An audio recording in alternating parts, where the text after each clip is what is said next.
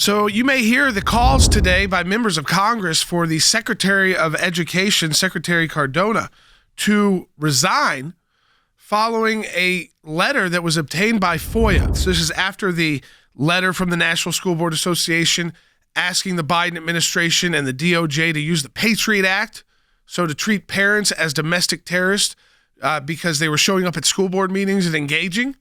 And sometimes they used heated rhetoric. They were upset. They were angry. So there was this whole back and forth about who was responsible. Was it the National School Board Association, or did the Biden administration ask them for it? Well, now an email has been obtained. The Secretary Treasurer of the National School Board Association said, "We were writing the letter to provide information to the White House from a request by the Biden Education Secretary, Cardona." Did you solicit anything from that school board association?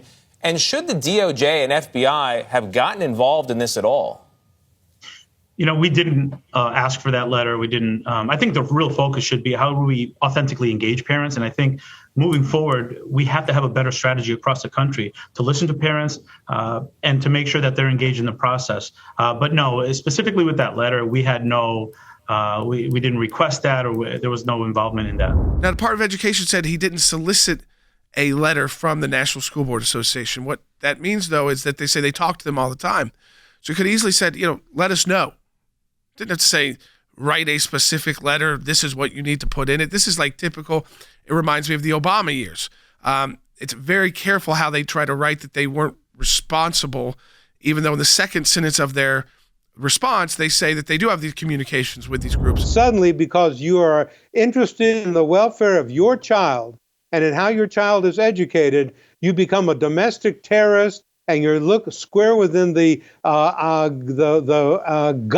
of the Federal Bureau of Investigation, looking at you on a federal level. What do you think that's going to do? It's going to chill you and scare you into keeping your mouth shut, which is what the Biden administration wants. The threat of terror in the world remains very, very real. What in the world is this administration doing, diverting resources from combating that terror and taking the people that are responsible for being on the alert of terrorism and aiming them at the parents of our school children? I remember during the Tea Party cases, so this goes back to the Obama years, but the Biden years too, when Lois Lerner went to the FBI, went to the DOJ, and the DOJ came back and basically said the same thing.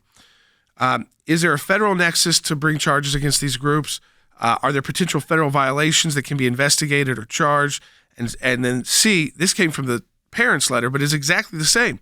What's the motivation behind the criminal activity?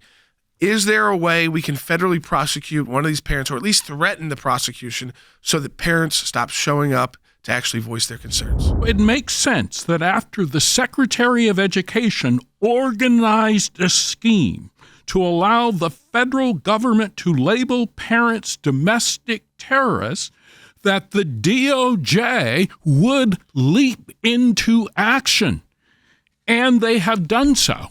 And it's also important to keep in mind that those parents should remain fired up because they are targets of the U.S. government. And increasingly, the U.S. government is characterized by one thing and one thing only, that is a surveillance state. It's almost unbelievable that it didn't originate at the White House. The White House very likely told the Department of Education, the secretary, to request this letter from the NSBA. Then, of course, they sent the letter back to the White House so the White House would have justification for taking some action. And by the way, Jordan, we don't have this link yet, but I will almost guarantee you later on in the month when the NSBA retracted this letter, guess where I bet that request came from? I'm almost sure that came from the White House, too, because the letter was starting to cause them political problems. It's just a circular reasoning that goes round and round and round. There's no indication that the Department of Justice has backed away from this.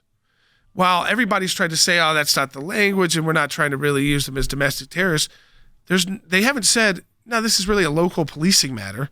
If there's an individual case of a parent taking it too far where they need to be followed up by law enforcement or making threats, there's no place for that. But again, what they didn't like was vibrant speech, which can include angry speech. And that doesn't mean you're a domestic terrorist. So we're going to stay on top of this and see how involved the Biden administration was.